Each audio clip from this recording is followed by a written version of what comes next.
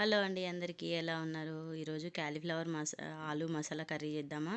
దీనికోసం ముందుగా ఒక కడాయిలో పోపు వేసుకొని, పోపు వేడైన తర్వాత కరివేపాకు, ఆనియన్స్, పచ్చిమిర్చి, చిటికెడు పసుపు వేసుకొని బాగా ఆనియన్స్ ఎర్రగా అయ్యేదాకా వేయించుకోవాలి. ఆనియన్స్ వేగిన తర్వాత టమాటాస్ కూడా ఒక టమాటో కట్ చేసుకొని ముక్కలు వేసుకొని, ఆ టమాటా ముక్కలు కూడా మంచిగా మెత్తగా అయ్యేదాకా ఉడికించుకోవాలి. ఇవి వేగిన తర్వాత మనం వేడి నీళ్ళలో కడిగి పెట్టేసుకొని క్యాలీఫ్లవరు, ఆలు ముక్కలు కూడా వేసుకొని బాగా కలిపేసుకొని, రుచికి సరిపడా సాల్ట్ వేసుకొని బాగా కలిపి మూత పెట్టేసి మధ్యలో కలుపుకుంటూ మగ్గించుకోవాలి.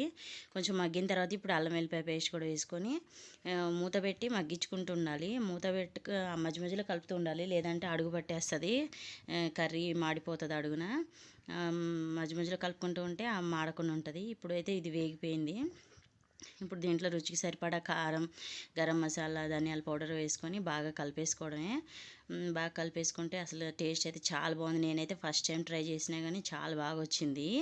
చివరిలో కొంచెం కొత్తిమీర వేసుకొని కలిపేసుకొని దించేసుకోవడమే. టేస్ట్ అయితే అదిరిపోయింది. వేడివేడి అన్నంలోకి అయితే ఇది చాలా బాగుంటుంది, రైస్లోకి చాలా బాగుంటుంది. మీరు కూడా ఒకసారి ట్రై చేయండి.